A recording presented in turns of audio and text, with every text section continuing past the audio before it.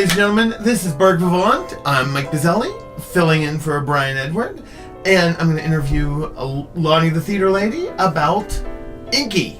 It just opened at the Off the Wall Theater in Carnegie. It did. Yes, it did. It did. This past weekend, and it runs through May 17th, and it was, in my estimation, one of the most interesting productions I've seen for a while, simply because just when you thought you had each of the characters figured out, and you knew exactly where each of them were coming from, boom.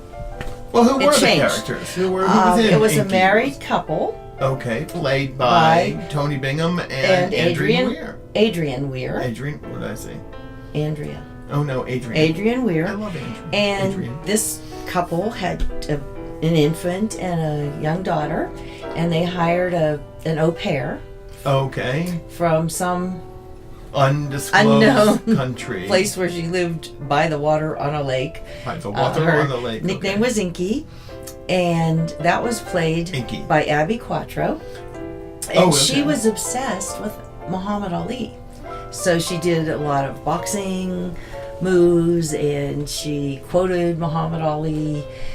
And it was kind of, it was interesting because it was a part of the play, but it wasn't really what the play was about. The play was about What was this it about? family and their goals and how they differed kind of from each other, but then they were the same. That's what I mean. That's why I found it so interesting. There was a lot going on, a lot of, I thought, really interesting character development. Okay. And of course, What did the main character, who would you say INKY was the main character? even though the play was named for her, everything happened because of her, yet She was more of a catalyst for all the things happening. I think that would be a good way to say it, yes. Well, I just did. Look at that. She was more of a catalyst for all the things Yes, happening. she was. There were a lot of really, truly comedic moments Okay. that But more had of a me drama. laughing, but there was a lot of very high drama and High drama. yeah, and there were a lot of things that happened that made you question what each of these characters' real motivations were. Oh, interesting. Yeah, it was pretty terrific. Of course, at Off the Wall, they always do things that are slightly off the wall. That's Little avant-garde. always They're do not- pick Hans and Virginia. Virginia, who's really picking. They always do pick something unusual. don't They do. Like that. They But they had some terrific talent. You said Tony Bingham and Adrian Weir? Yeah, they were awesome. Both of their Yes. performances were terrific. Okay. Just And how was amazing. Abby Quattro?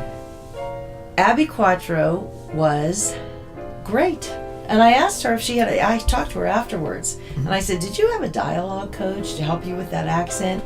And she said, "No, because I wasn't specifically telling where I was from. Oh, so I you made could up this sneak around accent." it. But I said her accent was so consistent. Okay. And it never changed. If she said a word a certain way, she said that word that certain way, because the whole time I was trying to figure out where she was from. But I would say that the set drew me in the minute I walked in the door. The set was all like white leather in an upscale high-rise in New York around the 80s or so. Okay. And just walking in and sitting down and seeing the set, I thought, I can't wait to see what Cheers to the 80s. what these characters are like, because it was really pristine white and beautiful and kind wow. of sterile.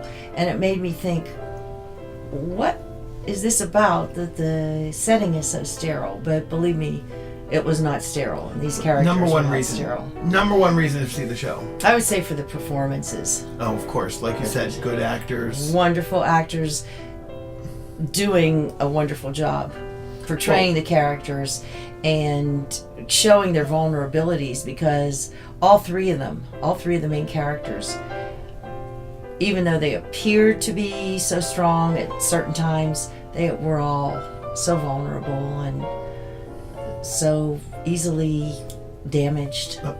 Okay. Not Go see easily damaged people. You know what I mean. At the off-the-wall theater. I know. And they had little kids in there too. There are two little girls that They rotate the part. They rotate the part. And the night that I saw it, the little girl was so cute. Her name was, let's see if I can get this right, Evangelina Paul.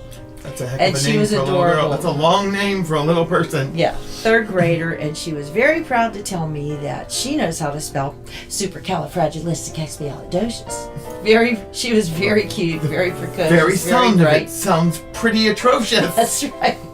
And the other girl that I didn't get to see was Layla, Wyoming. Oh, who's filming and the alternate nights. I saw her photo on the wall, and she looked like she was equally as adorable. Of course. But it was a great night of theater.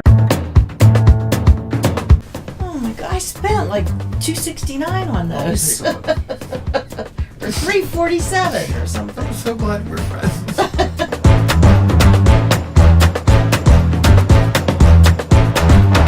Inky, ink, I think I do.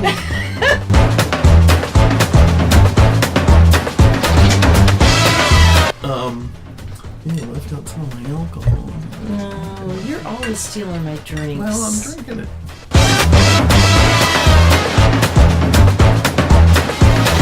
Good night, Mrs. Calabash.